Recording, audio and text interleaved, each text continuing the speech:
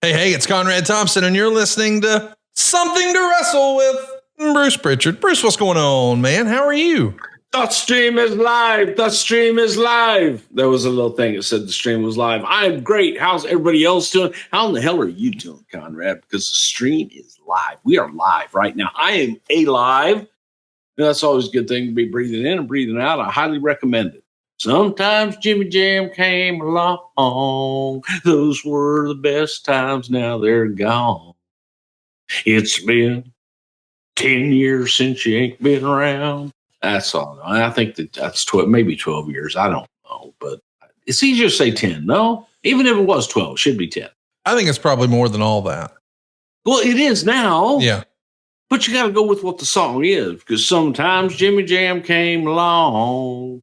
That's what he did. Sometimes he came along. Those were the best times. But you know what? They're gone. So what is the time is now, and by God, we're going to come along. Well, we're glad you guys came along with us today to take a look back at Great American Bash 2006. Let's jump right into it. This is an era where... Conrad, yes, sir. Can I confess to everybody else? I could confess to you. Okay. Yeah, I don't know anything. I as you know, I'm going to tell you all the story. So I got up early today. I was up early, bright and early, bush-tailed and doing stuff. Had breakfast, everything, whole 9 yards, man, like good stuff.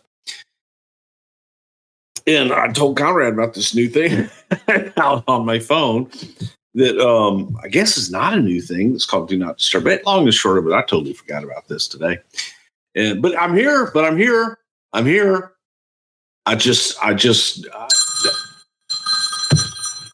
if only that Do Not Disturb were on here right now.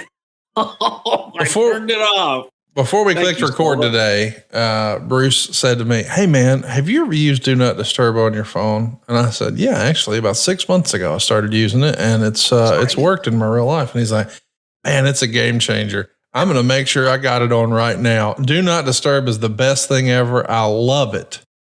And about 2 minutes into the show, I swear to God, that was not planned. I swear, man, I swear. But because I got up and I started doing other stuff, and I got busy working, and then I just looked over and I had a thing on my computer, and it was Dave, and he says, "Hey, are you going to join us today?" And I'm like, "Maybe."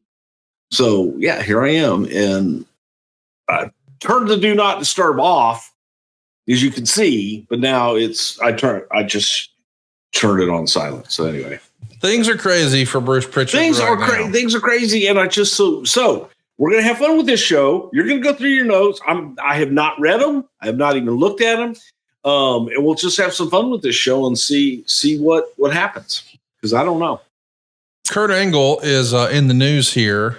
He is today. Well, no, we're talking about 2006. July of 06 is what we're talking about. And it's ordered that he's going to be taking 30 days off. He's getting a suspension, and many people felt it was overdue. He had needed time off for injuries, and it's even written in the Observer that they wanted to take him off the road for physical and emotional issues. But the reality is he tested positive for anabolic steroids, and he had a prescription for however all that works. I know you weren't involved in this process, but I think it's not the world's biggest secret that, man, Kurt was really hurting physically in 2006. Is that fair to say?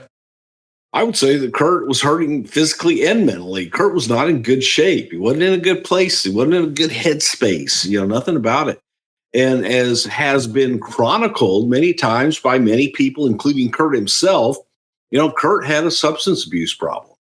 And I would dare say that this was probably the peak of that time, because, he just kept on. And the fact that Kurt's a cyborg anyway, there's nothing that can stop him. He trains like an animal. He never stops. He doesn't quit. He works through the pain.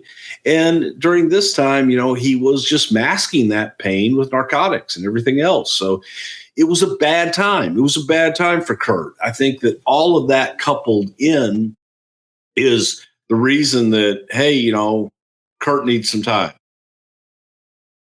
Well, I'm glad he got the time. Of course, Kurt's story is a great story with a happy ending. I mean, he's got life like he likes it right now. So we love to hear these redemption stories, and hopefully he's feeling a little less pain than he was back then. I know he's had some knee replacements and things done, and I'm just proud to see where Kurt is now. I'm also anxious to talk to you a little bit about Rob Van Dam, because in this era, you're going to lose Kurt Angle for 30 days. See, I can do that because of my shoulder. I got fixed over here, and I can kind of get it. Okay, can't go back as far as this one. Get back. Look at that. So, yeah, RVD. Well, this is the era where he's got the ECW world title and he's got the WWE world title. He's got both of them, and he's got both of them on his person at the same time. He has some marijuana, and he gets pulled over in Huntington, or after a show in Huntington, West Virginia on July 2nd. In West Virginia, of all places. West Virginia, man. Yeah. So he's going to wind up getting suspended for 30 days without pay. It's going to cost him a bunch of money. And really the push of his life. I mean, a lot of people had wanted to see him win the big belt. He finally does. You want to talk about timing. The timing of this was less than ideal. I'm glad that Rob at least got to say he won the thing. But man, what could have been? I can't help but wonder, what do you remember about this time period? I remember it was embarrassing. It was horrible. And you think about where we are today. All right. And the different countries that you go to, you can go to Amsterdam, marijuana's legal. There are places in the Caribbean where it's legal, all over the United States of America. Okay. There are in Vegas and Nevada, it's legal. Here in Connecticut, it's legal. Massachusetts, it's legal. New York, it's legal. It's a plant. It's an herb that you smoke and makes you feel better. Doesn't get you drunk. Doesn't get you hungover. And sounds like I'm an advocate, but I would rather smoke a joint than drink a bunch of stuff and wake up with a hangover. So Rob was partaking. Everybody knew Rob partake. Rob liked to smoke his joint and chill out. It was unfortunate timing, but you know what, man? It was bad for the company. It was bad for Rob, and it was bad for the company to be pulled over by the cops. And the fact that it was Rob Van Dam, of course, made their news cycle and made them big deals. So that's what it was. And it was something that probably, had it not been Rob, may not have made the papers, but it did.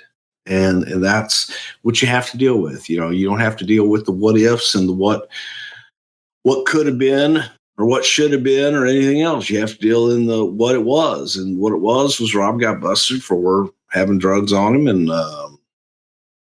made the papers. And he was our brand new champion. He's got a handful of Vicodin, I think, that he couldn't produce a prescription for. But the big issue, of course, is he's got 18 grams of marijuana, which, as you said, is not illegal in most places these days, but it's a black eye for the company. And just to add context to this, we're less than a year removed from Eddie Guerrero passing away. So there's already like scrutiny on the company and things like that. So it's said in the Torch that when Rob Van Dam showed up to TV, he was acting as if nothing was seriously wrong, which didn't go over well. I don't know if I believe that. Do you remember Rob's reaction to this circumstance or situation? Yeah, I don't think Rob realized that it had become as big as it did. I see. So it wasn't like Rob was, this is no big deal. No, I don't think that Rob was like that at all. I think that Rob didn't realize that, hey, everybody knew. And that it was a big deal and that it had caused embarrassment and it had done all of this other shit. So he just didn't know that. He thought, hey, man, we got pulled over. I got to pay a fine. I got to do this. And life goes on. It wasn't the case. When he gets suspended, obviously he's going to drop both titles first. So this, I know that wrestling is whatever. However, man, being the top guy, having the big belt, two of them, means there's a lot of responsibility with that. And Vince took that very seriously. So when he took the belt off of him, maybe he lost confidence in Rob moving forward. Would you agree with that? Like he didn't feel like he could trust. Trust. Confidence, trust. I think there was a big time trust issue because anytime that you are the champion of whatever it is, you're the billboard for the company. You're what everybody looks at, what everybody strives to be at that point in time. So when you're the billboard of the company and there's a mark all over it, then that reflects poorly on the company. And that's what it was. That's where we were at this point. As a reminder, they've relaunched ECW here. Kurt Angle and Rob Van Dam were supposed to be two of their absolute biggest stars. And now they're both suspended. Is this just another disaster for this WWE ECW? I mean, this thing was snake bit from the jump, especially when you see both of these guys, two of your top guys, suspended like this right away. Like, timing was off on this, no? Man, look, hindsight's 2020, and we all agreed going to do ECW relaunch, whatever. People argue, well, you should have done WCW relaunch, or you should have done whatever the hell relaunch. My opinion then, as it is now, still to this day, is that WCW was a dead brand. ECW was a dead brand. Relaunching them, other than the one-off nostalgia act of ECW One Night Stand, which did very well, but that wasn't sustainable. It wasn't sustainable to go beyond one night. One night was cool. I get to see the guys I used to see, that I used to cheer for and chant ECW at. The guys that used to do all those crazy things. But they got older. They couldn't, look, man. And again, the same thing as I told Paul with Barely Legal. Your product got exposed, and not in a good way. Once you get past ECW One Night Stand to try to bring in the ECW stalwarts and put them in a different environment, a new environment, even if it had the same three initials at the top of it, wasn't good. Just wasn't good. Instead of creating something new, and I know when I left, they went with the NXT brand, but at least it was something new. So I just was never a big fan of the new and improved ECW. The place that you used to go chant in the bingo hall and go ECW, ECW. Well, that one that went out of business, we're going to revive it. We're not going to bring everybody back, but we're going to bring some of them back, and they're going to compete under the banner ECW. And we're going to focus it with the WWE superstars that are the antithesis of ECW. The audience didn't want that. We should talk a little bit about the perception of Rob Van Dam, the way it was written about in the newsletter, as far as the way management viewed him. There's been a sentiment that was expressed in the newsletters. It says Van Dam was not a favorite of management due to the belief he was greatly overrated as a worker and below par for a headliner when it came to doing promos. Despite being popular enough to headline, this, emphasized in years past by Triple H when at one point a decision was made to put the title on him, kept him underneath the so-called glass ceiling. In WWE, being a headliner is a funny psychological deal. Unless forced, usually due to talent depth issues and injuries, the company seems to have an old line wrestler philosophy regarding the ability to carry a company. So he continues that Rob Van Dam really just got the title because they felt like they needed to establish the ECW brand. It wasn't necessarily that they felt he was the best man to be the champ, but it just fit the storyline and he was getting good reactions. So here's the quote. Vince was starting to warm up to RVD and block out the anti-RVD contingency in the company. Do you think there was ever an RVD or an anti-RVD contingency where they felt like he wasn't a top guy or he didn't get it or he wasn't really a quote-unquote WWE guy or any of that stuff? I think there was a bit of that sentiment. Yeah, I think there was some. There was something to that. But at the same time, once given the opportunity and once Rob had a chance to work and to be here and be around everything, I think people warmed up to the fact that, hey, Rob's a great guy and he's a hell of a worker. So we can take that if we can now just harness that natural charisma that lives within him, then you've got something good. And I think that Rob, I think Rob did have it. And I think Rob was a special talent that, given that opportunity, could have taken it to the moon. The demons, if you will, man. I mean, come on, it's he liked to smoke pot. He was mellow. He was chill. But I never, ever, ever can recall Rob getting into any kind of trouble other than this one time when he got pulled over by the cops in West Virginia. So, as you look at his career, I think Rob was the right choice. And I think that there was a sentiment of people in general that, same as me, and I shared the sentiment towards ECW that, man, ECW is a dead brand. Why are we bringing it back? Because you have to build it all over again anyway. So just call it something else versus what a certain pocket of fans loved their ECW. It was no longer their ECW. It wasn't what everybody viewed over here. They wanted ECW, and that's not what they got. Let's talk a little bit about this note, that the contract that the talent sign lays out this line. Any talent who is arrested, convicted, or who admits to a violation of law relating to use, possession, purchase, sale, or distribution of prohibited drugs will be in material breach of contract and subject to immediate dismissal. I get that the company's got to take a hard stance, but man, my head I keep coming back to, dude wasn't arrested. This is a ticket for marijuana in 2024, buddy. None of this is a big deal at all, right? Different times, different rules. Yeah.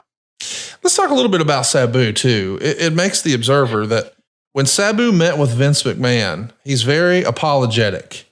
He's contrite. He's taking it seriously, and he's trying to apologize to everyone. But when he's meeting with Vince won't shake his hand. Is that almost like when you're a kid and your dad hits you with, son, I'm just disappointed? Is that what that is, do you think? I don't know for that to be accurate. I wasn't there, so I don't know if that's the case or not, if that's just urban legend, if you will. Well, it's no legend that you can get a great deal at GameTime this baseball season. I'm so excited that baseball season is back. And one of my favorite things to do on social media is look at old highlights, because I grew up watching baseball with my grandfather, and it just makes me think about my family pastime and America's pastime. And man, there's never been a better place to go make those new memories with your family today than GameTime. They got your hookup for all your Major League Baseball games this summer. And I want to mention, it's not just baseball either. You can save up to 60% off buying last-minute tickets for sports, concerts, comedy, theater, everything. But GameTime is the authorized ticket marketplace of Major League Baseball. By the way, I want to mention prices on GameTime actually go down the closer it gets to the first pitch. They've got these killer last-minute deals. You get all-in pricing. You get views from your seat. And they've even got a lowest price guarantee, meaning that GameTime really does take the guesswork out of buying tickets. I'm a big believer in this. I've used it. I've told the story many, many times before. My daughter wanted to go to a sold-out concert at the Orion Amphitheater. Some Del Rey singer lady, I don't even know who that is, but she was really excited about it. And she asked me the day of, hey, Dad, can you get me tickets? And she knew that, man, I've bought enough radio and television in Huntsville. I probably know somebody who can get us a ticket. And they struck out. All the comps, it was sold out, total capacity. So when I communicated that to her, she sent me a ticketing link to another site. And I took a look at it and I was like, honey, these are the worst tickets there. It's at the top. Your back's going to be against the concrete. This is a nosebleed seat, child. And she said, well, Dad, I just really want to go, and these are the only seats. And I was like, wait a minute. What about that GameTime app on my phone? I pulled it up, bam. That little rascal was sitting front row. She went from worst to first, the difference in the pricing, like $20. And it's because it was the day of. You need to download the GameTime app. You'll save even more with the exclusive in-app deals on select seats ahead of the game or the event with their flash sales. They've even got zone deals where you'll save even more when you choose the section, but you let GameTime choose the seats. And what I really like is, man, there's no BS. There's no games. There's no switcheroo.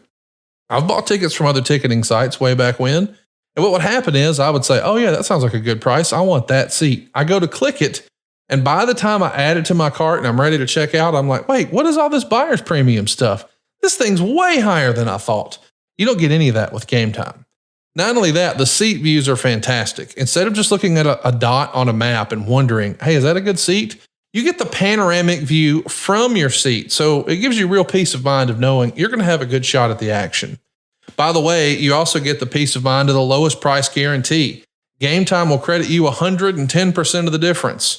So take the guesswork out of buying MLB tickets with GameTime. Just download the GameTime app, create an account, and use our code WRESTLE for $20 off your first purchase. Terms apply. Again, create an account and redeem the code WRESTLE, WRESTLE, for $20 off. Download GameTime today. Last minute tickets, lowest price guaranteed. So let's take a look at some of the other news and notes that are going at the time.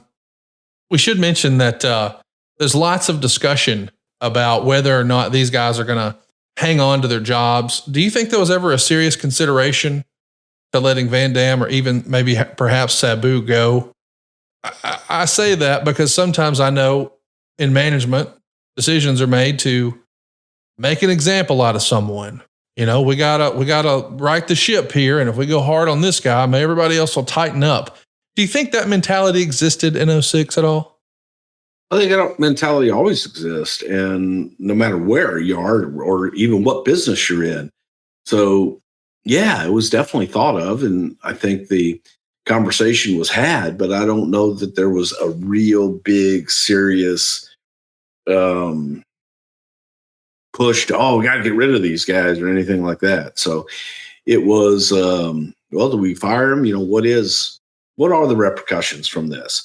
And, you know, obviously it didn't end up with them losing their jobs, but it just wasn't a good time, man. Timing was the shits, and it wasn't a real good thing to do. And regardless of how we view the use of marijuana at the time, right? It's illegal, man. It is what it is. It's illegal. And that's why, you know, you look in the contract, an illegal substance. It was illegal. So, was what it was. I did a lot of illegal things. So, you know, didn't get caught, thank God. And you hope end times change and life goes on. We should mention that Sabu is fined $1,000. So we know Rob's going to be out for 30 days, which means he's going to lose tens of thousands of dollars. I don't know the exact number, but it's a lot of money. He's at the top of the card. Sabu is only fined $1,000. And I find that interesting because the next day, as we're talking about, allegedly, Vince wouldn't shake his hand on Monday. Sabu kept this apologetic act up. I mean, I'm not saying act. I'm saying he really felt bad and was handling it the right way. So after the Tuesday show, because this is the era where Raw's on Monday. So on Tuesday, we're doing Smackdown, but we're also taping ECW. Allegedly, McMahon approached Sabu after the televised event on Tuesday night for ECW and told him how much he appreciated how he had been handling the situation since Sunday and looked forward to working with him in the future. So word's gotten around here that McMahon's kind of low key appreciating and respecting the way Sabu has handled this. We've heard a lot of craziness about Vince, that he could fly off the handle at nothing about sneezing, or this guy wore the wrong color tie or whatever. But this side of Vince, that's a totally different. He's got two personalities at times, does he not? Well, I mean, look, everybody has different personalities. You have your work personality, you have your home personality. And I think that there are, you know, times that you have got to have the perception of being tough and ruthless and what have you. And then there are other times that it's okay to just be human and things of that nature. Whenever asked, I would say the most surprising thing about Vince is, he's actually human. He actually has feelings. He actually, you know, does care and has done some really remarkable things. That just isn't in the media world in which we live in right about this time. And I'll use the term, the fake news. But you go back to media in general. Growing up, man, we had Walter Cronkite. Okay. Walter Cronkite reported the news. Walter Cronkite didn't editorialize the news. He just told you what was happening. He had no opinion about it. In our world, in the 2000s, everybody's got an opinion. You're no longer watching news. You're watching personalities interpret their feelings of what events are taking place that day. No different than, the dirt sheets in our business. It's just guys that are making things up and trying to sell to an audience that wants to hear sensational bullshit. And the more sensational, the more people are going to want to read and or watch and see. So, for a town in West Virginia, big news. That's big news for a WWE star. And it's going to get out there and it'll be sensationalized. So yeah, going back, to Vince, it's he's probably got more than one person running around in that head of his. Do you think there was a perception in the WWE prior to ECW relaunching that, those guys were a bunch of drug addicts and fuck ups and blah, blah, blah? Was that negative sort of hanging over, that stigma, was it hanging over ECW? And did this allow a lot of people to say, I told you, I was right?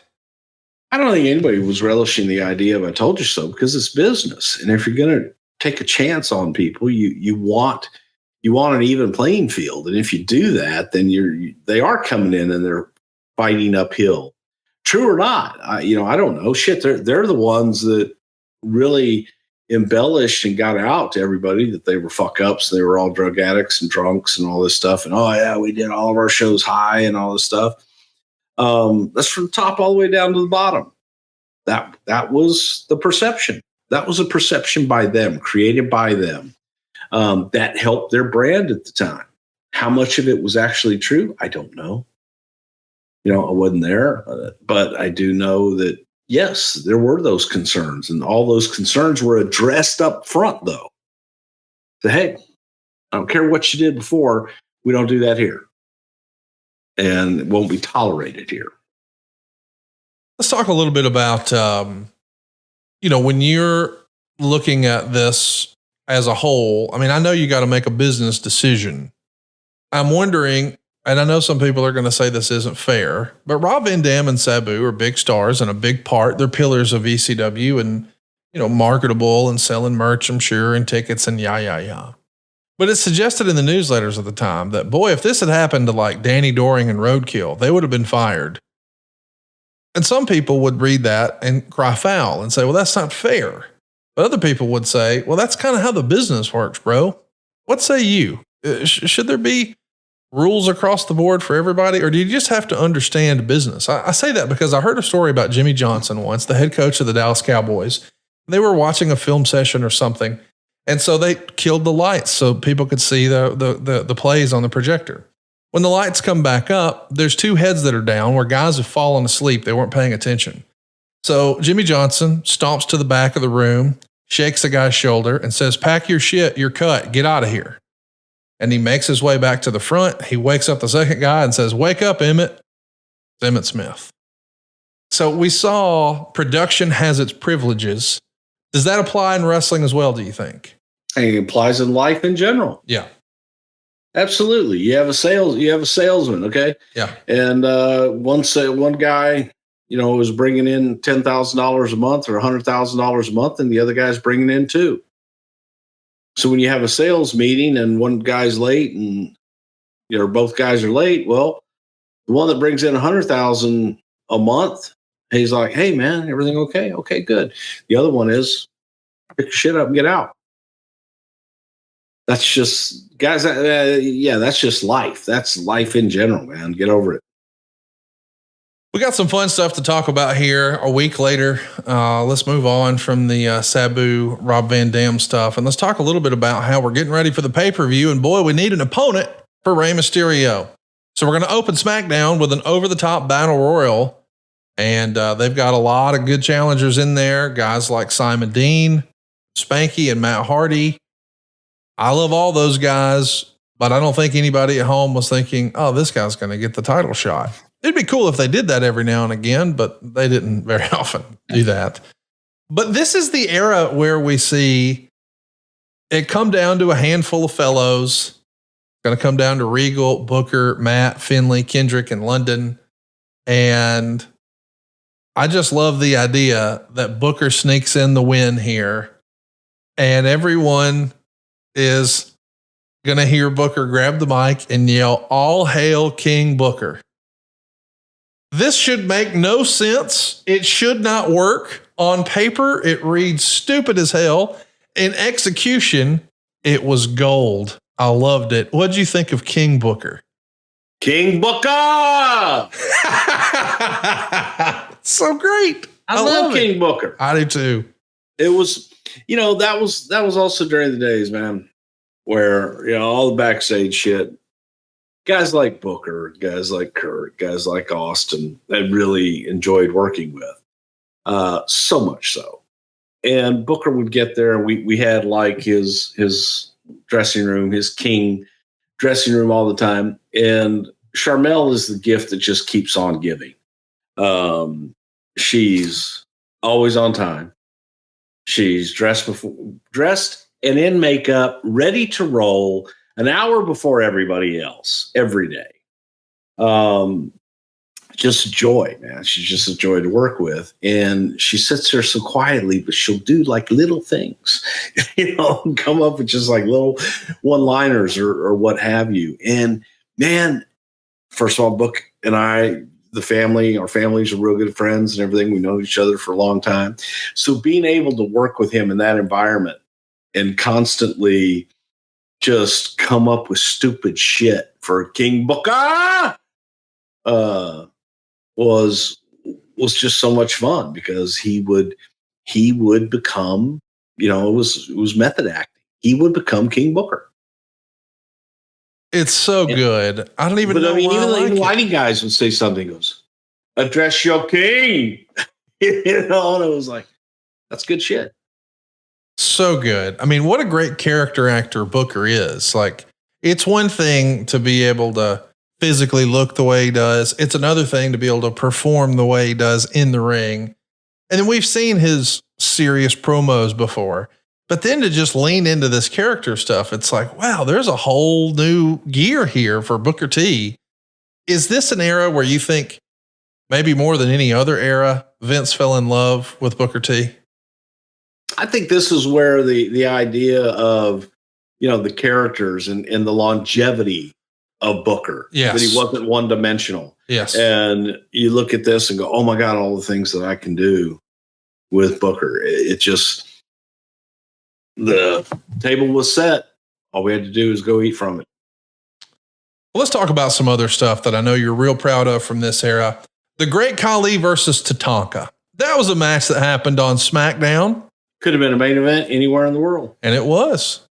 Of course, the big reveal is going to be Daivari brings the casket to the ring, and fans are pretty excited about that. He opens the casket, smoke comes out, the Undertaker appears on the screen, and the Undertaker agrees to the Punjabi prison match.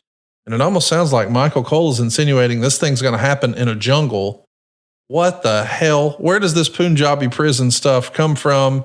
Does Undertaker even know what it's going to look like when he's saying the words? I mean, this is not quite nearly as fun as the Booker T, King Booker stuff.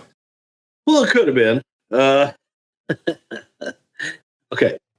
The Great Khali was a prison guard in India. He's a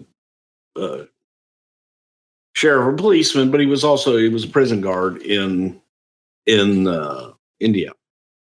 And so couldn't have another big boss man, but you could play off of the fact that he was prison guard and that the nasty things that he used to do to the prisoners in the prison in India, and got to think, oh, what would a Punjabi prison look like?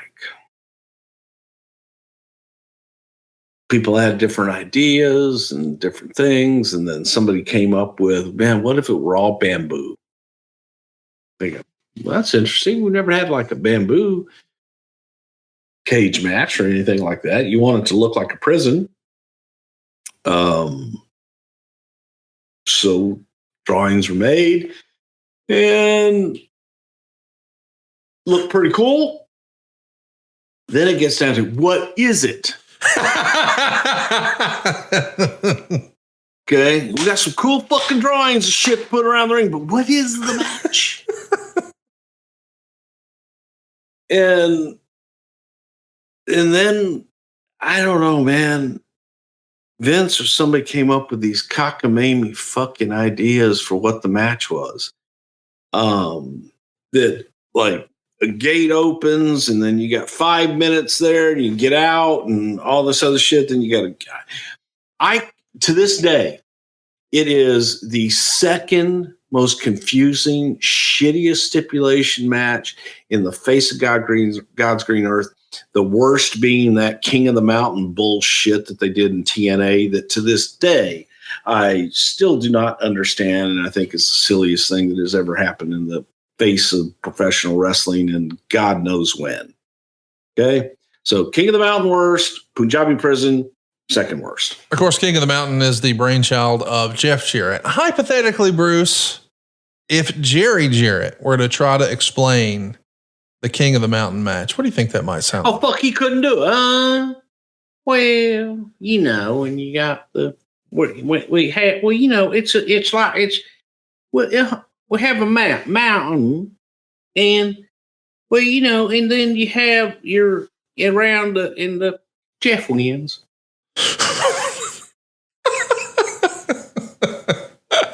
He was indeed the King of the Mountain. A reverse ladder match. Is it that hard? Can you fucking go ahead, man? It's a reverse ladder match. Explain the fucking what's a reverse ladder match? You got to hang the belt up instead of taking it down. That's the stupidest fucking thing in the world. What you're trying to do is you're trying to capture the prize. You don't get the prize and they go, okay, here, if I could just give the prize away, then I win. That's the stupidest fucking concept ever for a match. A match you're trying to accomplish something. The accomplishment in this is to give it away. And then if you do something, you got to go sit in a cage for 5 minutes. Now you got me spitting up again. It's stupid. And again, Punjabi Prison, I can't even fucking tell you the goddamn rules, did. It's just as stupid. So, you know, I'm living in a glass house here throwing stones, but I'm telling you right now that the fucking King of the Mountain thing is worse than stupid. It's fucking illogical, silly shit. You ain't got to get hot about it. Yeah, I'm hot now. Now I'm hot. Hypothetically, if you had to venture a guess, how much do you think the cage weighed? Oh God, dude. So, you know, bamboo is actually very light. But when there's 4 tons of it. Hang on. This isn't actually fucking bamboo. Oh God. It's steel. It's made to look like bamboo. It was heavy as fuck. Yeah. And here's the best part.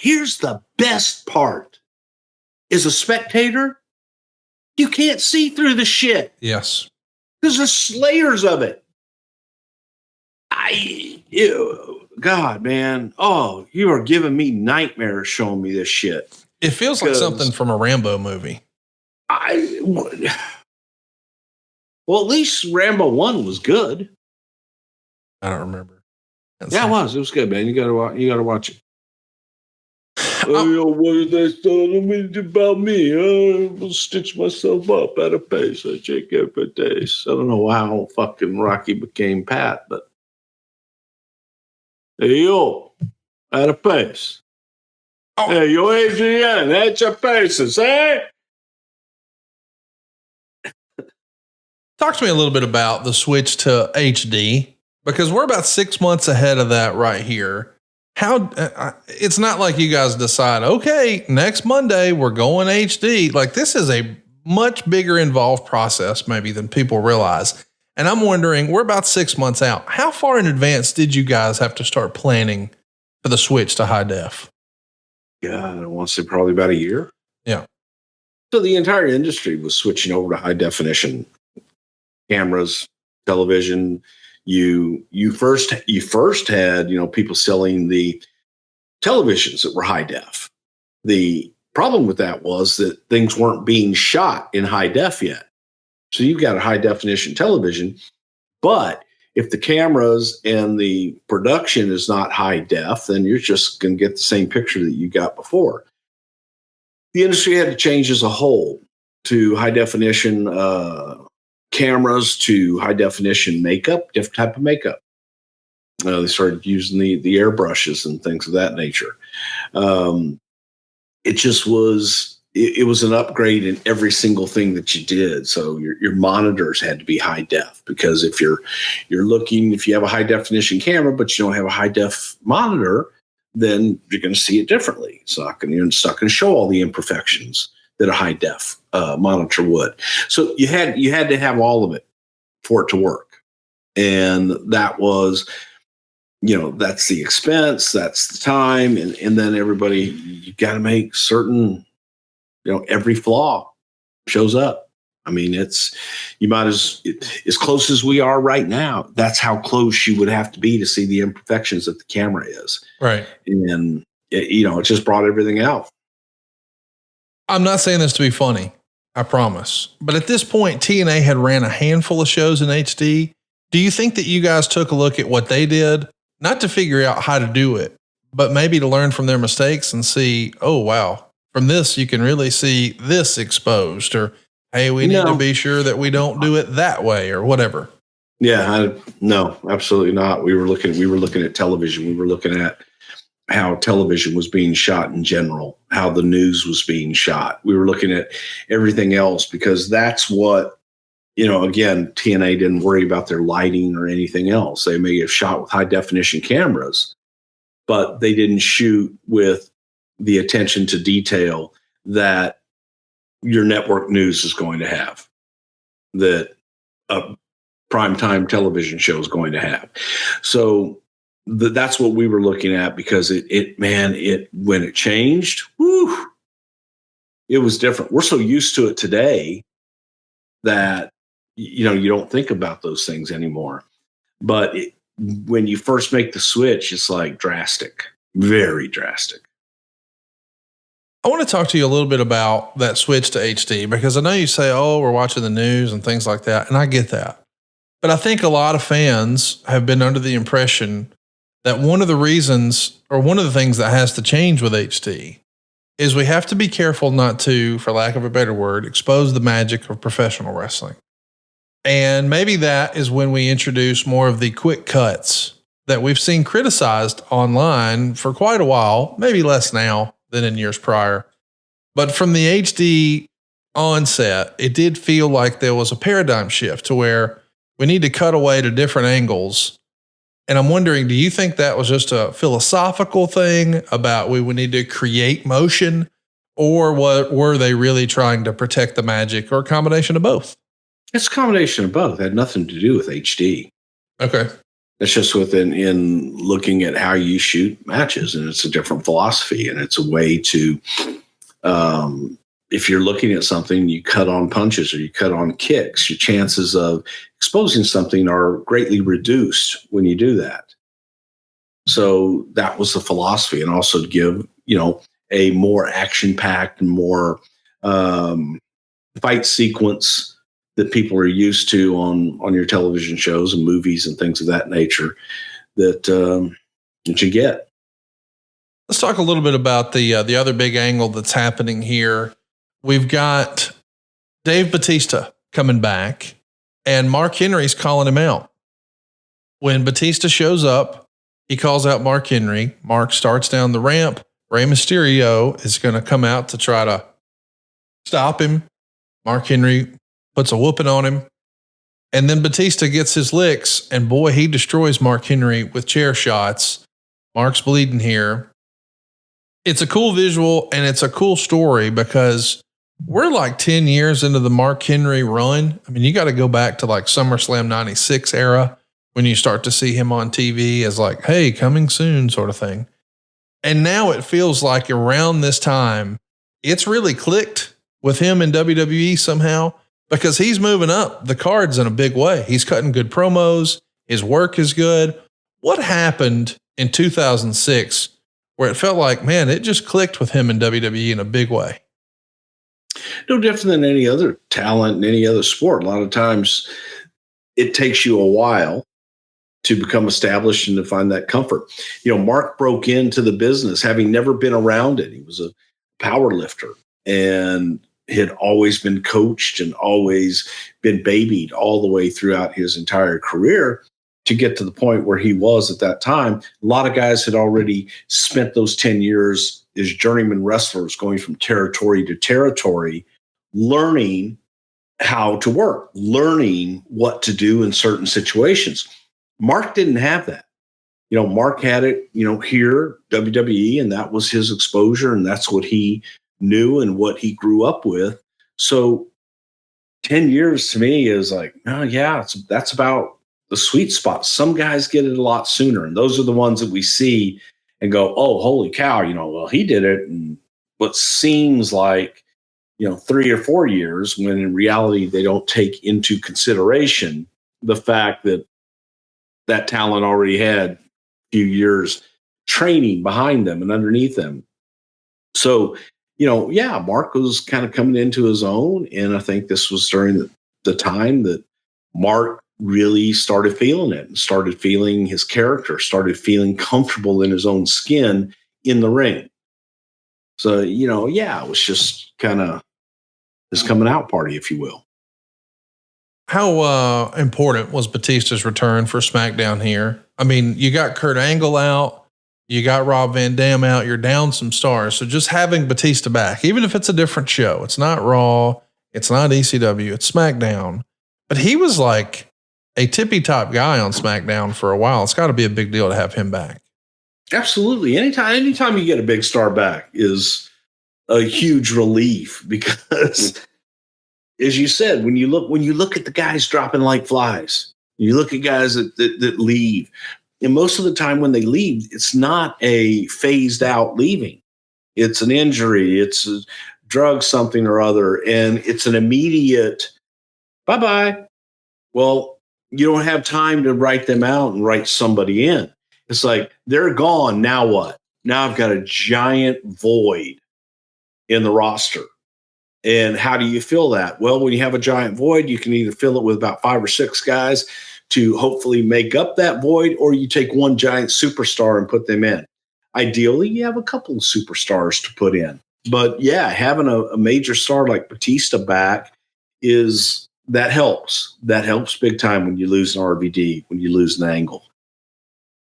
Smackdown is going to make the news because the CW network announces that September 22nd will be the debut for Smackdown. And for some of our younger listeners who may not remember, the CW was a merger of 2 separate networks, UPN and the WB, which launched in January of 95 as the first new American broadcast network since Fox started way back in like 86.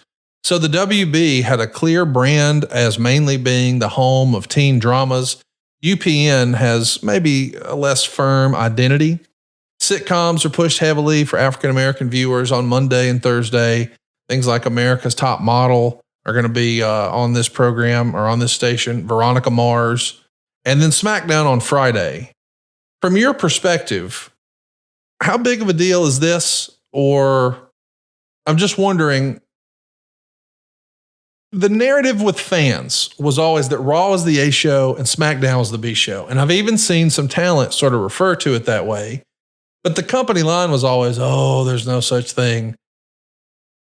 Just based on the network, it feels less than. Would you disagree?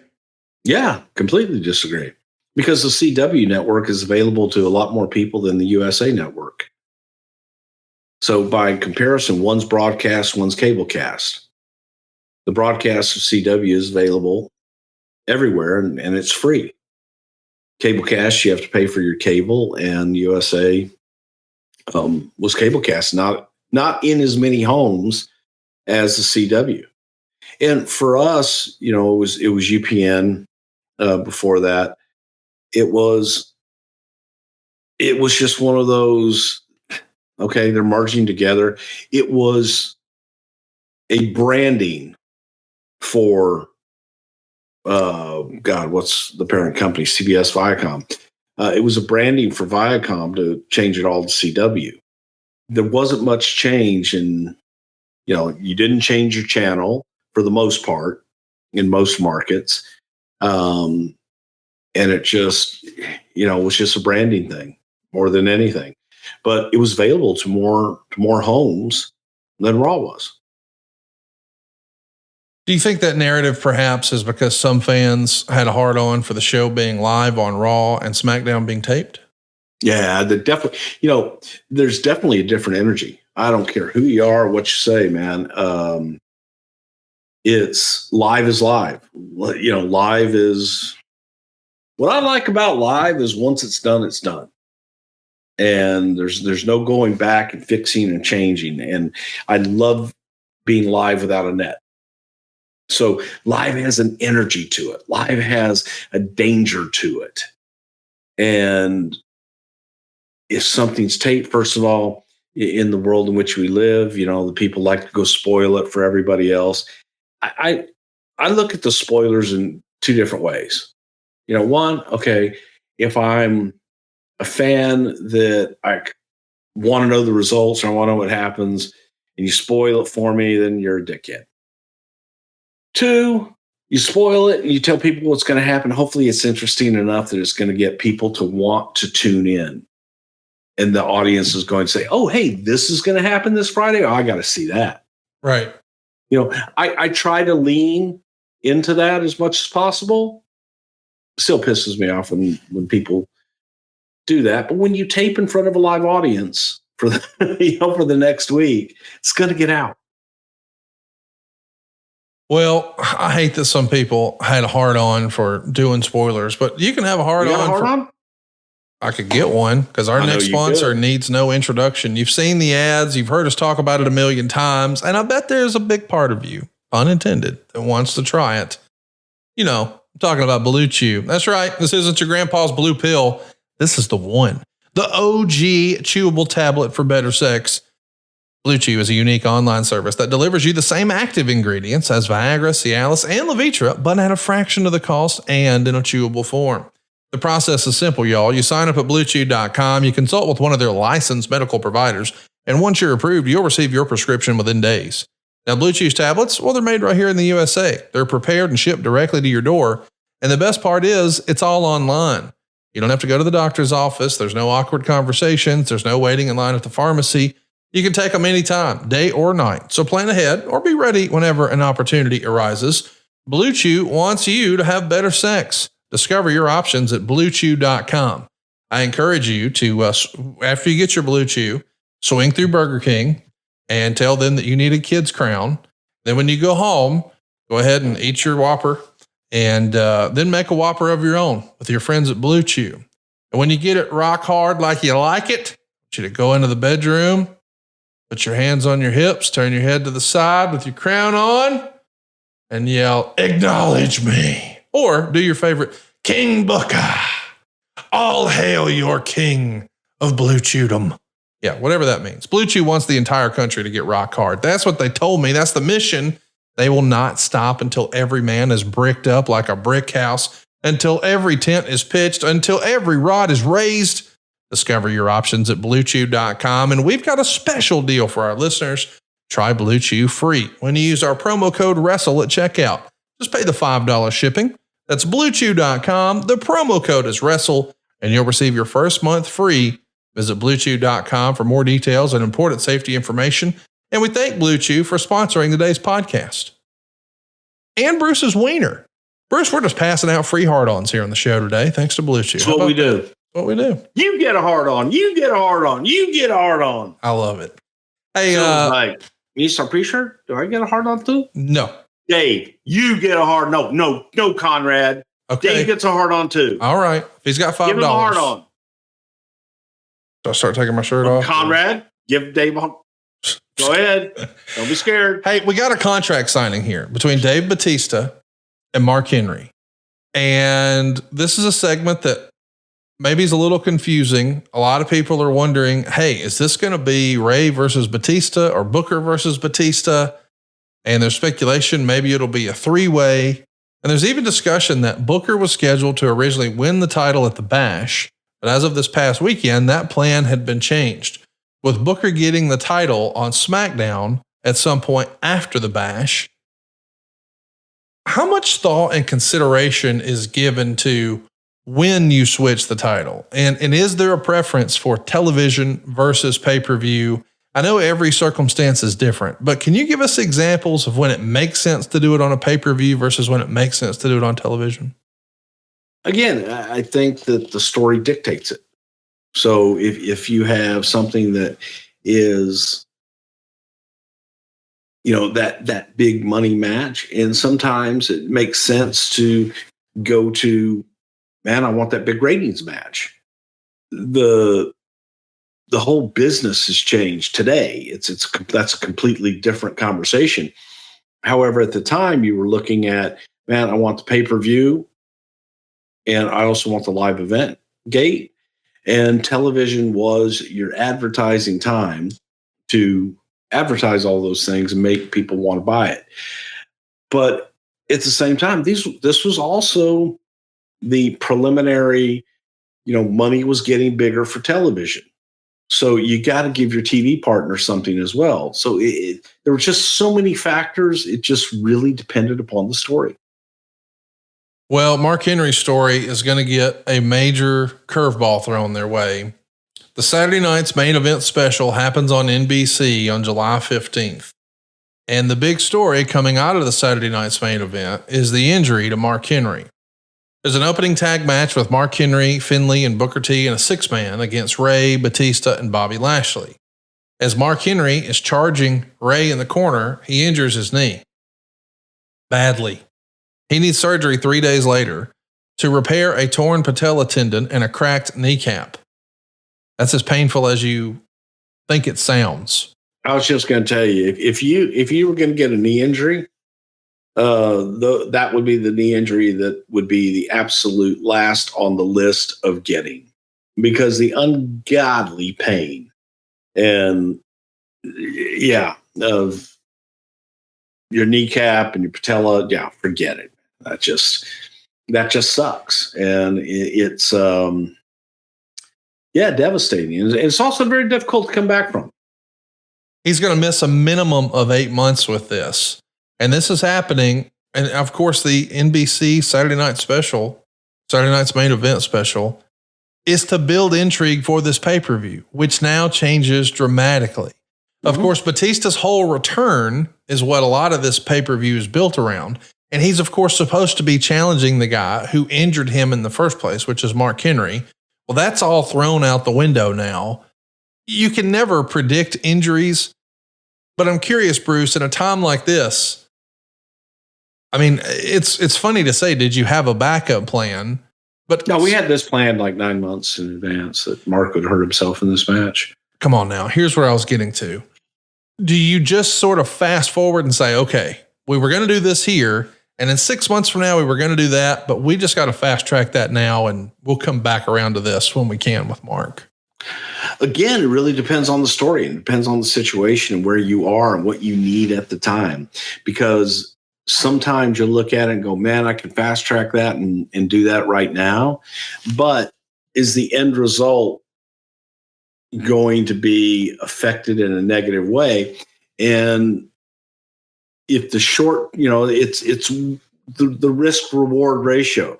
Sometimes you just have to, man. Sometimes you look in the book and that's all you've got. And you just have to bite the bullet and do what you have in front of you at the time. So it's just dependent upon the story, but the times and the place and everything else going on is what dictates your decision. Well, the new plan is Batista's going to face Mr. Kennedy. Kennedy had just lost to Matt Hardy on last week's Smackdown. Obviously, we probably wouldn't have done that had we known this was going to be the case, but we didn't know.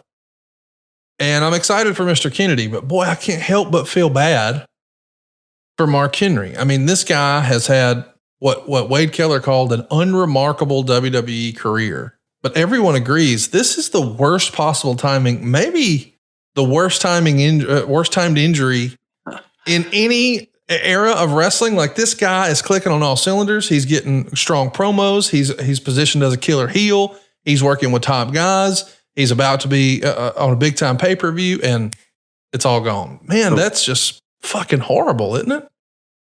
Yeah, it absolutely sucks, because your trajectory, man, is to the moon, and now here you are, and all of a sudden you're back on Earth, and you're not just back on Earth, you're back on Earth laying on your back.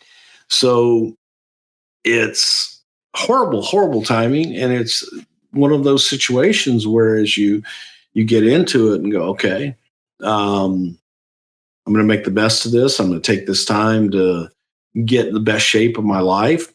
Kind of hard to do when you're one-legged, but it has been done.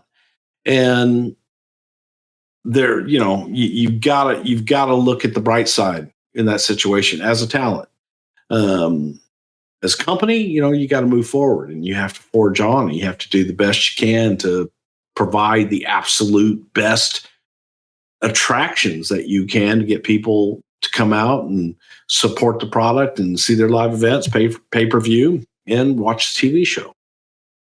We got to talk a little bit about a house show that happens in this era, because it just jumps off the page at me.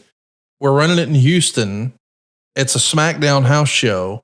It's sold out. 18,000 folks here at the Toyota Center. This is a non-televised event. To be clear, not a pay-per-view, not a Raw, not a Smackdown, just a house show. But they had been running it pretty hard in the market. Raw, Smackdown, USA, and UPN. Why do you think this house show in particular popped off? And was it because you were the local promoter and made sure? Because it was Houston. There you go. Because they knew I was going to be there. And you're a big draw everywhere in the world. Everybody knows that. Huge draw. Big draw. I used to be over, You still are. Okay. What do you think of, serious business. How do you explain an anomaly like that, where normally in the market on a house show, man, they're drawing a fraction of that, and then this one hit? Is it just a stronger marketing effort locally, or is there something else at play, do you think? Man, I just think it was timing. I really couldn't tell you. There are those you can have the same attraction in every market and have your markets range from, the major markets to your B towns to your C towns, have the same attraction, and it will draw differently in every single one. I think this was just, the right time, right place, and the right combination of everything. The market was hungry for live action. Oh, man. I'm hungry to talk about the next. You want to talk about a snake bit pay-per-view. Here we go. Dave Meltzer wrote this. Just before the Great American Bash pay-per-view, the Smackdown side already decimated by injuries to JBL, Mark Henry, and the sabbatical of Chris Benoit for a number of reasons, including surgery, as well as Kurt Angle and Randy Orton being moved to ECW and Raw respectively, saw the roster decimated by a variety of issues. Bobby Lashley, who's 30, and Great Khali, who's 33, were both diagnosed with liver problems and have been removed from the wrestling roster for the time being. So they're both out of the pay-per-view. And McMahon makes the call on July 22nd to pull Great Khali out of this match with Undertaker. Big Show is going to step in for him. This is pretty crazy. There's a concern that maybe these guys' liver enzymes are so out of whack that perhaps this might be a long-term thing. Now, we know, thankfully, that wound up not being the case. But goodness gracious, this is out of left field where we just don't hear about this sort of thing very often. What do you remember about this set of circumstances? Yeah, it just was, man, it was a freak deal. And it was a situation, where you're there. And again, man, bless their hearts and their injuries and everything. But, this was unexpected. This was something that you can't point to and say, okay, well, this happened in a match or whatever. They were in pretty dire straits from the standpoint of doctors' opinions and the unknown. And that's the biggest thing about doctors, is there's so much unknown usually whenever you're dealing with an injury or sickness or illness that they can't explain right now.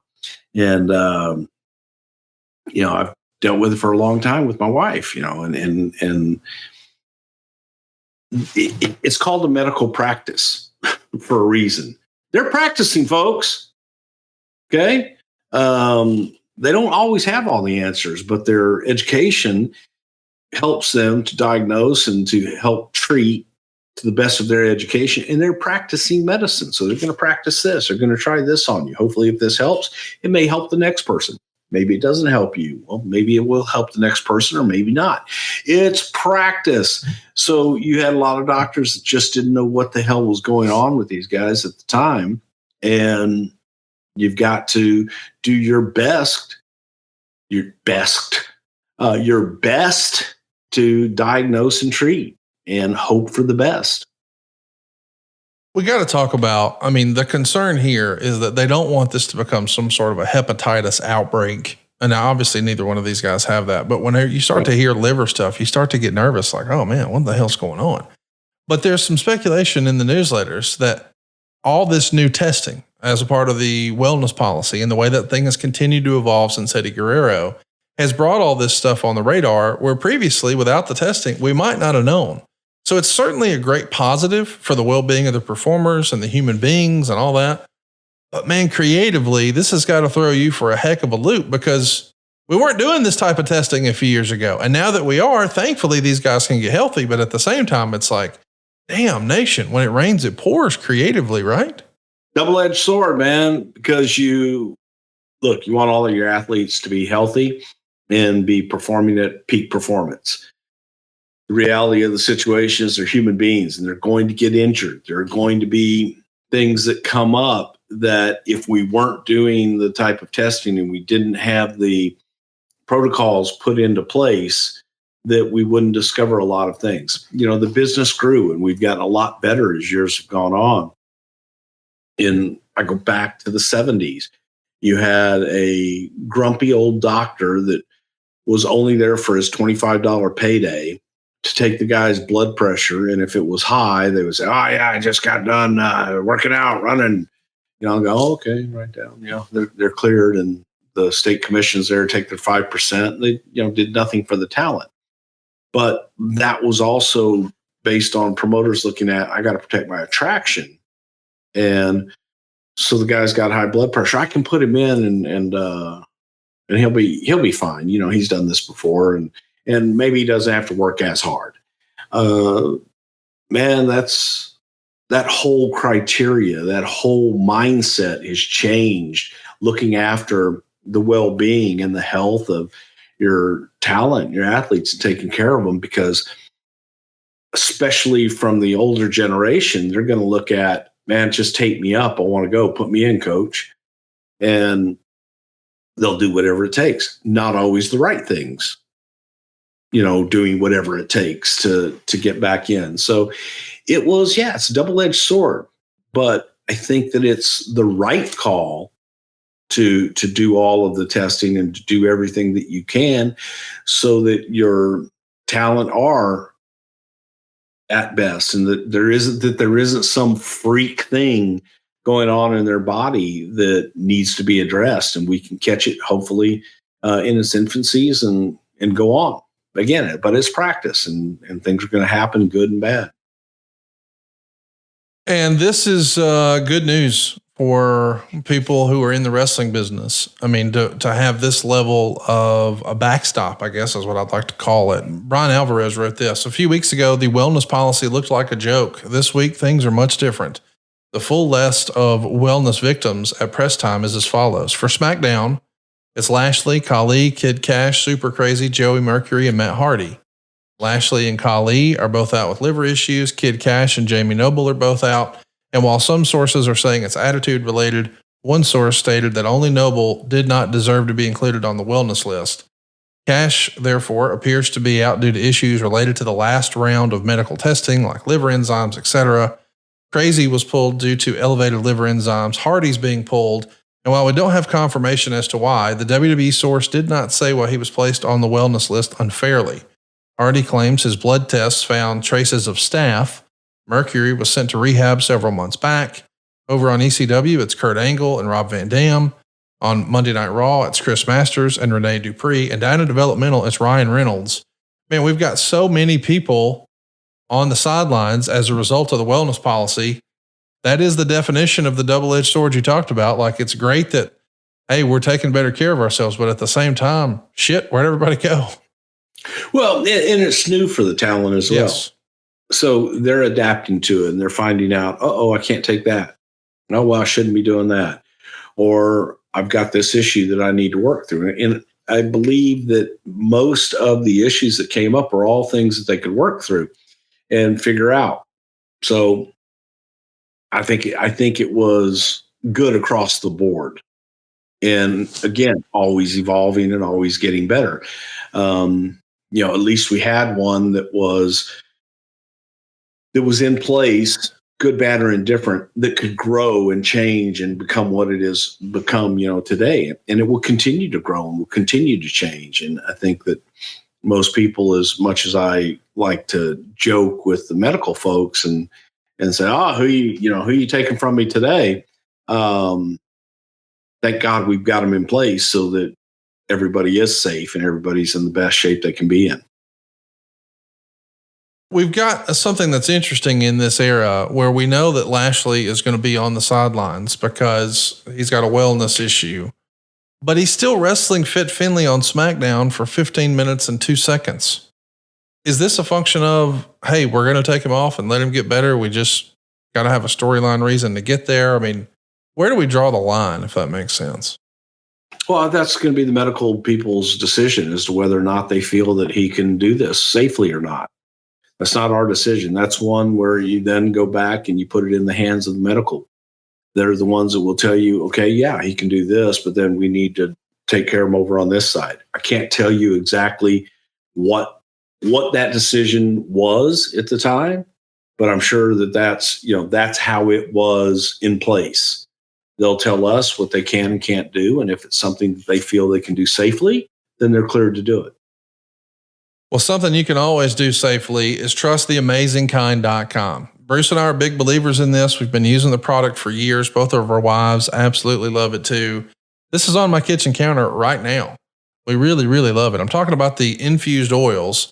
Man, they got something for everybody, whether you're looking for CBD or CBG or CBN. Let me explain the difference because I've done this a lot with some of my friends and family. CBD, their infused oil from theamazingkind.com, will help you reduce your anxiety, help you relax a little bit. CBG will help you focus. So if you're looking to be sharper at work or anything else, getting your damn taxes done, whatever. CBN, well, that will help you sleep. I always remember that, like CBD, maybe it's for discomfort. The D is for discomfort. CBN, maybe it's nighttime. Either way, we're big believers in theamazingkind.com. Most of all, because he's one of us. This guy used to work in the wrestling business, the founder. He was a producer and editor for WWE and worked on their commercials and marketing. And now it's a family-run business at theamazingkind.com. They specialize in plant-based pain relief balms, creams, and gels for your muscles and joints. But what I'm more excited about to talk to you today is the infused oils for mood support and sleep. All their products are of the highest quality. They're sourced from GMP certified manufacturers, tested for both quality and purity. They want to ensure that what you're buying is exactly what it says on the label. And you can get a great deal right now. How about 20% off all your orders when you use our promo code WRESTLE at theamazingkind.com. The promo code is WRESTLE, WRESTLE. You'll get 20% off your entire order at theamazingkind.com. But I got to tell you, the sedative effects associated with CBN are legit. If you find yourself just laying awake in bed, wishing you could fall asleep, theamazingkind.com can help. Get some of their CBN, the infused oil. You're going to love it. Not only will it help you fall asleep, it's going to help you stay asleep. You're going to have less nighttime awakenings. You're going to have more prolonged sleep. So if you're looking to sleep earlier, sleep longer with less interruption, maybe you've just been battling with some insomnia, theamazingkind.com can help. The CBN is the real deal. By the way, they've got all the CBD and the CBG you need as well. We are big believers in theamazingkind.com at my house. I want you to try it one time. If you've got some aches and pains, if you need help getting to sleep, if you're looking to focus, look no further than theamazingkind.com. Use our promo code WRESTLE and you'll get 20% off. And Bruce, you've been put through the ringer this last year, multiple surgeries up and down and all around. Theamazingkind.com was there for you each time, was it not? Every single time. And this week, my wife used it. She was having difficulty in her shoulder, in her back. I put on some of the Amazing Kind, and all of a sudden she was able to lay down and get some sleep because it was different, and it took care of her pain on point, the topical, and then just a few drops underneath her tongue helped her get the sleep that she needed because she was in such pain. So I highly recommend the Amazing Kind, and use our promo code WRESTLE, and you're going to save yourself some money. As a matter of fact, you can save 20%. So check it out, theamazingkind.com, and use our promo code WRESTLE. If you want to feel better, you can't beat it. Theamazingkind.com, hit that promo code WRESTLE, 20% off. Hey, so let's talk about the main event of Smackdown. Right before we get to the Great American Bash, it's Rey Mysterio and Booker T. I'm wondering, I'm legitimately asking, if we're going to sell this on pay-per-view, why would we do the match right here? Well, goddamn, Conrad, we didn't have anybody else for the fucking show. Okay, that's logical. Thank you. I appreciate that. I guarantee you that's probably what it was. Like, well, shit, we got nothing else. Let's do this, and by God, we'll work something out of it to get to the pay-per-view. Rey Mysterio gets a win over Booker T here. He didn't win a lot on television as champion. Talk to me about that. What do you think? I know you've told us for years that Vince really went to you with the whole Mighty Mouse character. He was looking for his Mighty Mouse. And I appreciate that that's what he's trying here, maybe, perhaps. But he's our champion, but he sure is losing or getting beat up a lot. I know he's the baby face. I know he's the underdog, but do you think perhaps we did it too much with Rey in this era? No. Okay. I think that's what intrigued people with Rey. People wanted Rey to fight back and wanted Rey to overcome. I don't think it would have been believable if Rey had been this world beater. Rey needed to squeak out the victory. Rey needed to be victorious in the end, be the guy that could do the impossible when it needed to be done. But nobody was going to believe that Rey was going to stand there toe-to-toe with, a Booker T or a Big Show or a Batista or anybody else and hold his own. He could take a hell of an ass whooping. He would be able to outmaneuver them and outwork them at the end to get the victory, because that's all he needed to do was get the victory. And there wasn't anybody that could take an ass whooping like Rey Mysterio. Roll title on that, man. Let's talk about the pay-per-view. We're finally here. There is a dark match. It doesn't air on television. Funaki over Simon Dean with a small package. Indeed. Paul London and Brian Kendrick. God, that wasn't on TV. You don't like Funaki? I love Funaki. You know Funaki's son. I told you this. I met his son. Yes. The other day. Yeah. What a fine young man. So why didn't you want Funaki on TV? Well, Okay. Indeed. Shout out to Simon Dean. Fuck Simon Dean. Oh, come on. He's a nice guy. You know what? I couldn't pick him out of a lineup. Okay. Well, he's a nice guy. I like him. Okay. I mean, I wouldn't go so far as say I'd take a bullet for him, but I like him. Yeah, I don't care. Paul London and Brian Kendrick are in the opening match here against Kid Cash and Jamie Noble. Cash was suspended. Maybe, I don't really understand why, but here we go. It's a fun match. A lot of talented performers. And this feels like a match that might be ahead of its time. Paul London and Brian Kendrick, Kid Cash and Jamie Noble. Do you think those guys would be bigger stars in the 2024 era than they were? Absolutely. Yeah. Absolutely.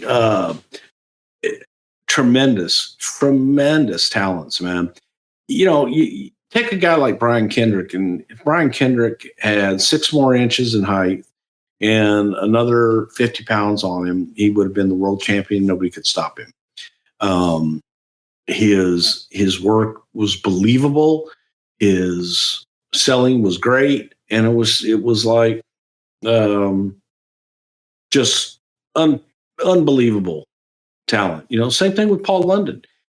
Great talent, could do it all. And unfortunately, they weren't the biggest guys in the world.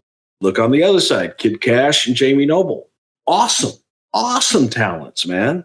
And I think that, again, it take those talents as they were then in 2024, they would be huge stars. And in my eyes, I think they were huge stars then. And I appreciated their work so much because, I enjoy wrestling, man. I enjoy it. So to watch those four guys just go is exactly what they did. And they tore the house down, and they got the audiences then just as they would get them now. But tremendous workers. Talk to me a little bit about the creative. I mean, was anybody an advocate for them? Because it does feel like in an era where the tag titles are switched around quite a bit, they had a pretty lengthy run as tag champs. It does feel like they were featured a little bit more than you may have expected. Not nearly what it would be in 2024. But was there anyone really advocating for them behind the scenes? Yeah. That's why they were tag team champions. They were tag team champions, go out and be different and be able to do things that other, tag teams couldn't do. They were a completely different act. And I think that they had their spot and did very well with it. Man, one of the great what ifs, Brian Kendrick and Paul London in 2024. So let's talk about Teddy Long. He's going to come out and announce that Bobby Lashley wouldn't be wrestling due to an elevated enzyme count in his liver. JBL's going to use that for a little bit of comedy for a bit. Lashley's going to show up, and he's not happy with the way this has gone down, of course. He's in tears nearly doing the mic work, saying he came all this way for a match, and now he can't wrestle. What do you remember about this moment here? Well, it's a real moment, frankly. It's a situation where you're taking a real life situation, you're putting it out in front of the audience and allowing a talent to emotionally say how they're feeling. And that's what we did here. So it was, look, man, it's real.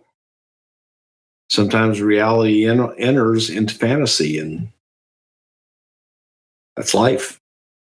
That's life. That's what other people say. Hey, I really want to ask you about how do you decide, like, what gets a storyline reason and what gets a real reason? I mean, I know that we want to explain to people who bought the pay-per-view and bought a ticket and all that, hey, here's why you're not getting that match. We're not trying to bait and switch you. Here's really what happened. But we don't really always do that. Sometimes we sort of explain it away. Why the need, do you think, to just come out and just tell the truth? So it didn't look like creatively everybody's hurt at the same time? Yeah, I mean, look, sometimes, yes. I mean, that's the answer. It depends on the story and depends on the situation. So if a story warrants, look, man, we can make a story out of this, then we make a story out of it. If you can't, well, then just go on out and the story is reality. And that becomes your story. It's a wild thing, man. There's even some signs in the crowd that are kind of funny, and maybe they shouldn't be, but there's a sign that stood out that said, I came to see who was left. Next up, Fit Finlay retaining the U.S. title over William Regal. 13 minutes and 49 seconds. These guys have absolutely beaten the ever-loving shit out of each other before. Over in WCW, Tony Schiavone called it his favorite match he ever called. His favorite match he ever saw in WCW. What'd you think about their chemistry together, Finlay and Regal? Two Europeans beating the shit out of each other? Yeah, it's great. Man, they loved to work. They loved to work snug, and they're two of the greatest that have ever laced up a pair of boots. So, Fit was the type of guy that he would get the best out of you. And if you didn't fight him back, if you fought him back, man, he'd give you everything that you wanted. you didn't fight him back, he'd eat you up. So, Regal knew that, and Regal was of the same mindset. So you get two guys that want to go out there and fight for the very best match and fight to be the ones that everybody is trying to follow. I enjoyed the hell out of their matches. And it kind of reminded me of two guys you won't know who the fuck I'm talking about. Les Thornton and Jeff Ports. Les was British. Jeff may have been British too, or he may have been German. But they were friends. They traveled together. They beat the shit out of each other. And I'm going back in the 70s, and they were preliminary guys. I don't think either one. Les was the World Junior Heavyweight Champion, NWA World Junior Heavyweight Champion for a spell, but they were both double tough, and they beat the hell out of their opponents, but boy, they beat the hell out of each other even more, and loved it. And I always remember those matches. So I would always compare Fit and Regal to Jeff Ports and Les Thornton, just going out and putting on these incredible matches that had people with their mouth hung open going, oh my God, that was real. It's a nice substitute. If we're not going to get the storyline match of Fit Finlay and Bobby Lashley, the fans in the house, they don't really care about it for whatever reason. It's a cold match, of course, and they're not really behind Regal. So there's boring chance that Michael Cole is trying to say, oh, they're disappointed they wanted Lashley, but it's a fun match and a really strong finish. Regal actually finishes with a pretty good cut over the left eye from a real shot from Fit Finlay. Good stuff. Next up, two other friends squaring off. Gregory Helms, the Hurricane, and Matt Hardy are going to go 11 minutes and 43 seconds. It was not advertised or promoted on television, but this is a fun match. So what's that? Helms is going to get the win with a schoolboy holding the tights. And it's written here, the reason Hardy lost the match was due to his impending suspension and this being punishment. He's the most punished man in the last 5 years. 3.25 stars. I know these guys are great friends in real life. What'd you think about their chemistry bell to bell? I thought that they were excellent together. Again, they'd known each other. They trained together. They were doing the Omega Wrestling Federation or whatever the hell it was that the Hardys had in the Carolinas since they were kids. So they knew each other and had tremendous chemistry. Next up is something where I feel bad for all involved. We've had a couple of fun matches, 3 fun matches in a row. I just want to remind you, here's what we're looking at. And I hate to use words like this, but from a work rate standpoint, from a cage match standpoint, whatever you want to say, look at the talent here. Paul London and Brian Kendrick against Kid Cash and Jamie Noble. Badass match. Fit Finlay and William Regal. Badass match. Hurricane and Matt Hardy. Super fun match. And now this. Big Show and Great Khali are going to come out and attack Undertaker backstage. Teddy Long is so mad that he's ordering Big Show to face the Undertaker instead of Khali. Fans are booing. And it's written here, I was shocked at how weak an angle they came up with for the substitution. But they didn't want Undertaker so badly hurt that he'd have to sell the whole match. And they didn't want to hurt Khali in any manner. In a sense, this was a lucky break. Undertaker Khali in that structure for 20 minutes probably would have been one of the worst matches in history. Plus, Khali would probably lose this time. Now they can still bring the program back with Khali still untouched when his health is better. My goodness. We're making the switch. You're welcome. Golly. Talk to me about the decision to, we'll just fix it during the show. We'll do it day of. Golly. Well, look, man, you didn't know. You really didn't know whether Khali was going to be able to go until day of. I got you. Okay. And that's what you have to deal with a lot of times with some of these medical decisions. They can tell you, oh, they should be able to do this or they should be able to do that. They don't know till day of, and they put hands on them and they see how they're feeling day of. That's another, you put yourself in these situations where they're making the call and you have to live by the sword. You have to accept it. You hope for the best, but sometimes you're not always going to get the best news. Sometimes they'll say, hey, yeah, they can go out and have a 15-minute match. Other times they'll say, no, they can't. And this was a situation. No, they can't. Well, what can they do? Well, they could do this. They could do that. And I get it. The audience doesn't understand that. But when you're hoping for the best and you don't have a decisive yes or no, you roll the dice sometimes, man, and you go, and you're trying to deliver what you advertise. You're trying to give the people, what they wanted. And sometimes it's just not possible. And you do the best you can with the cards you're dealt. And that's all, anybody can really ask for. And it's, some guys got cleared to do something. Some guys didn't. I guess we felt like we needed, it would have been hard to come out maybe and have Teddy Long say, hey, listen, we had a few guys who had a medical issue and we're going to pull them off the card. Bobby Lashley won't be competing. Great Khali won't be competing.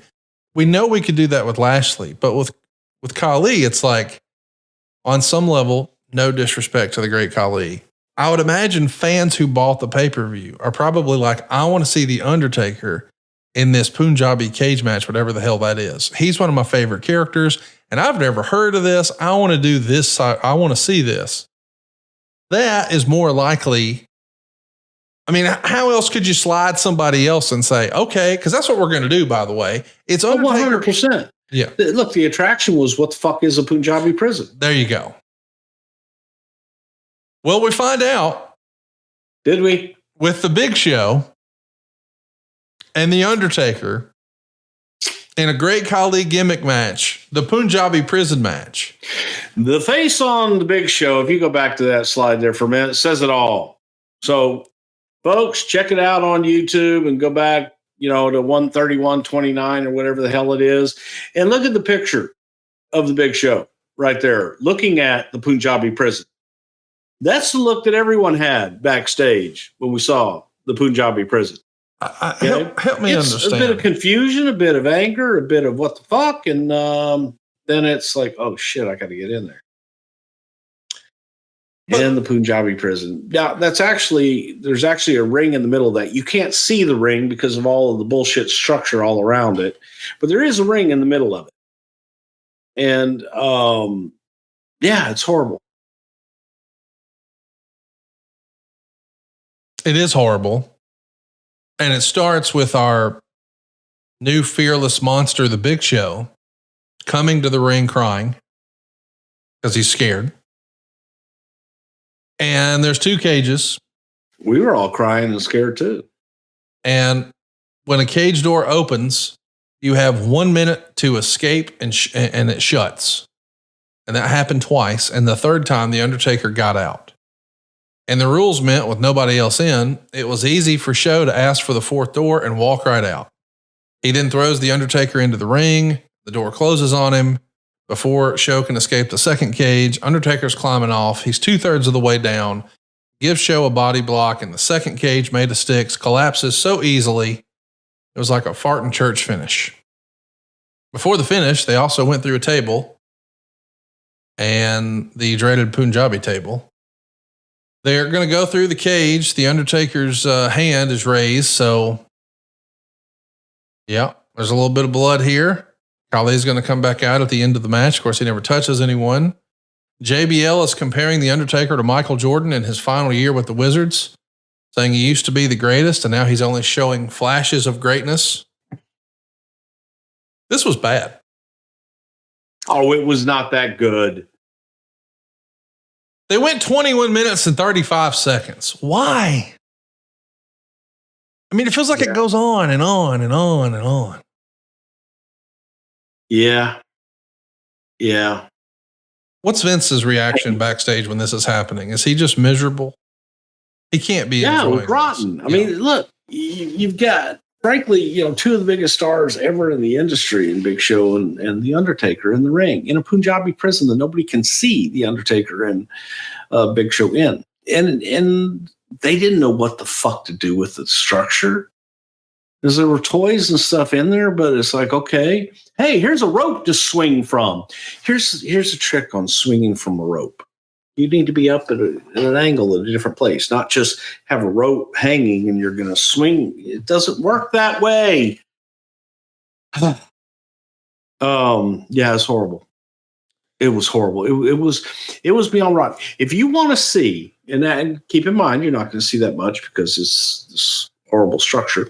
But if you want to see one of the worst matches ever, and another reason why Undertaker probably sends my calls to voicemail sometimes. He always calls back, but it's still. This is one of those reasons. This here Punjabi prison. Probably very grateful that it was Big Show and not Khali, but rotten nonetheless. I don't know what the hell we would have done with Khali in the thing.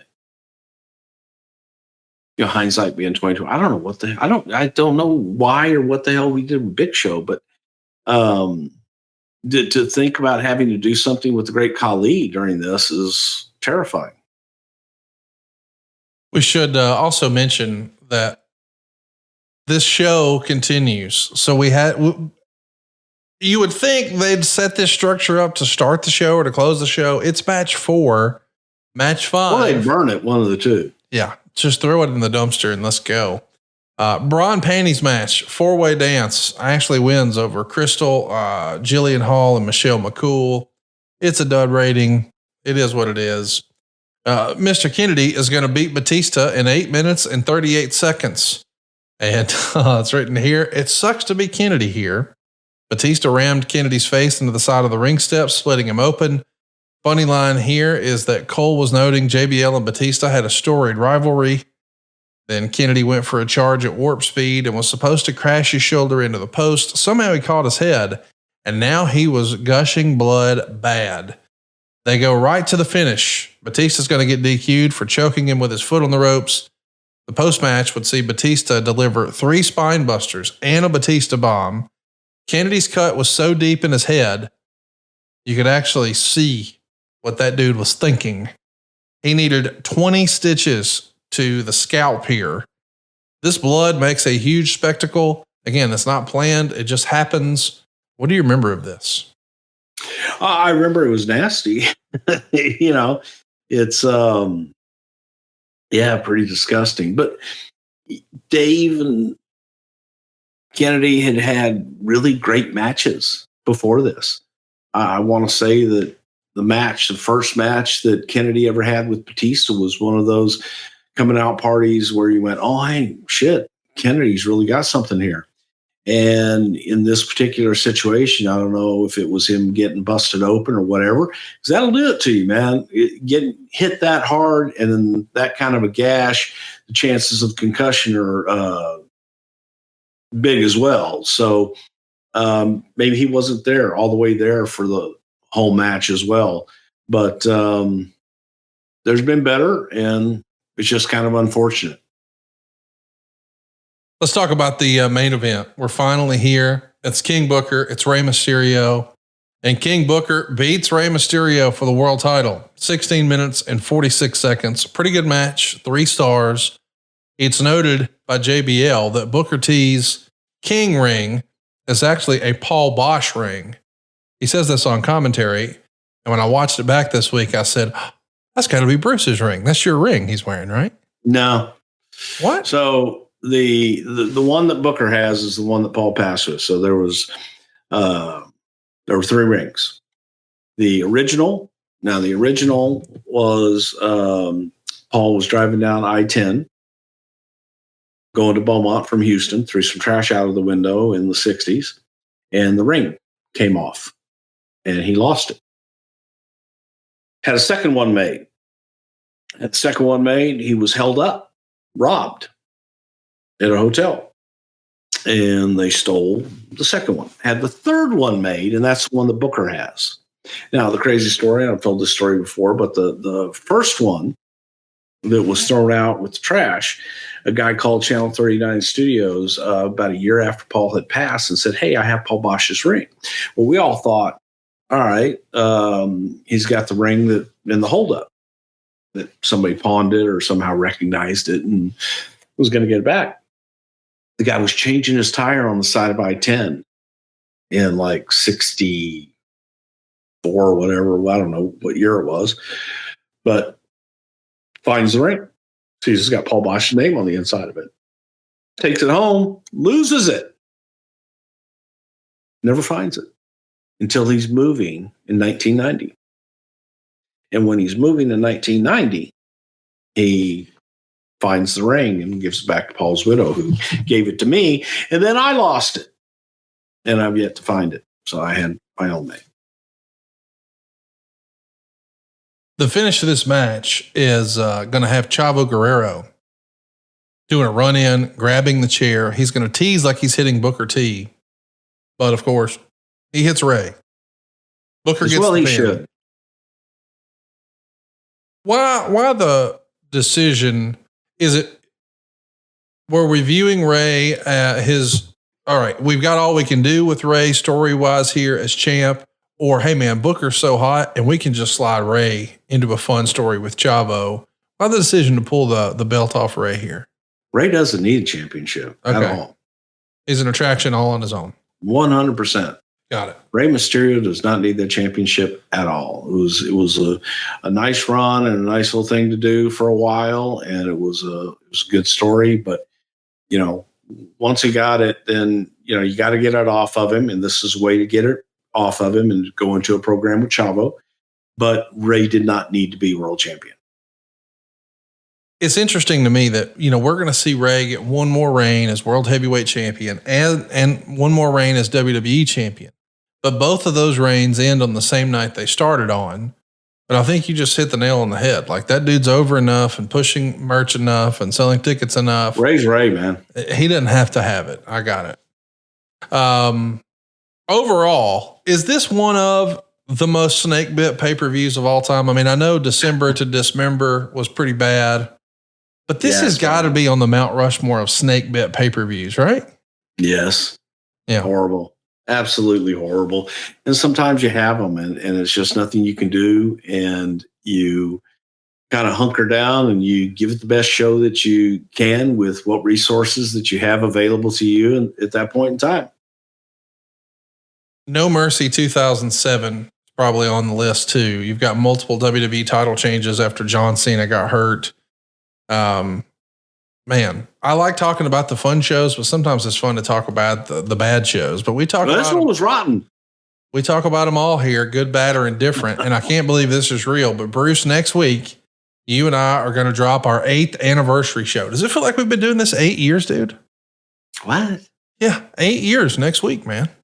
Get the fuck out of here. Yeah, I think it's is that right? August 3rd, August 5th?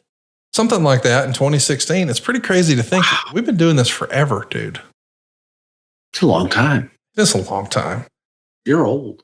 I'm old. I think. Yeah, you're old. I think. Look at you with your gray beard. Yeah, it is coming in now. August 5th. Yeah, was a Friday. And you know what's funny? When I first met you, had the big afro and all black hair and everything. And now it's all grayed out. Yeah. Well, hanging out with you is stressful, man. Please, you gave me a heart attack. Well, I don't know that I would take credit for that. You were chugging. You take credit for everything else. Might as well take credit for my heart attack. What credit do I take? Oh, all of it. Well, all of it. I suppose you hired Dave Silva. I would not claim that at all. Yeah, you did. You did, though. See, that's the thing. You don't want to claim Silva. I mean, I don't either. But. You know what's crazy, dude? It's hard to think about that, but 8 years ago, next week, when our first show dropped, that's also my first date with Megan, my now wife. Isn't that wild? Yeah. 2 crazy things started for me in my life on August 5th, 2016. No, in many, many ways. We're going to be talking about a big show next week. It's one that has been maybe our most requested show for the last few years, and one that you're pumped to talk about, I'm sure. All Things Kane. How Glenn Jacobs got into the role, the evolvement of this character, the debut. I mean, we won't fit it all into one show, but I know you love that backstory. I mean, you love that story so much. You got a Rugrat running around who's grown and voting and driving and drinking, and not in that order. I mean, this is a big part of your life, and we're talking about it next week here on the show for our 8th anniversary. How about that, Bruce? Yeehaw. Should Kane sit in with us? Glenn Jacobs or Prichard? Kane Prichard. Prichard. Kane Prichard doing a run-in on a Kane show would be good.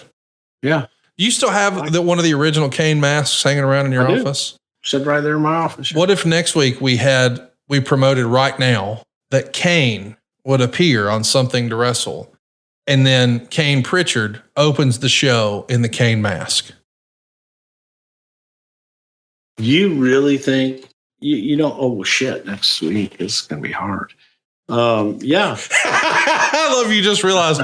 Wait a minute! Isn't that fucking SummerSlam weekend? Yes, it is. Oh yeah. Okay. There's a little event called SummerSlam. You think I have trouble getting up in the morning on a Sunday morning? Oh, okay. Yeah. I don't know when we'll tape it, but we'll make something happen. We will make something happen, and I hope that everybody listening to this tunes in to SummerSlam. I can't believe it, because normally I at least have it in my mind's eye that it's in late August. It's at the very beginning of August this year. And what a show it is. A stadium show in Cleveland. I know we don't talk about current stuff, but man, how pumped are you? SummerSlam, one of the tentpole events, at least in my mind. It's WrestleMania, it's SummerSlam, it's Royal Rumble. These are the big daddies, and we're just days away. Are you pumped? Are you excited? Or are you ready for it to be over with? I'm ready for it to be over. Yeah, I'm completely ready for it to be over with. Well, but I'm very pumped. I'm extremely excited because I do. I love the huge shows. I hate, this is what people don't understand. I think I've had this discussion. I hate crowds. Yep. I hate people. Yep. I don't like being, congested and things like that. If restaurant gets too crowded, man, I've got to go. Can't do concerts, football games unless I'm kind of in a box or away. I have claustrophobia bad. I mean, I have just this really horrible claustrophobia that triggers.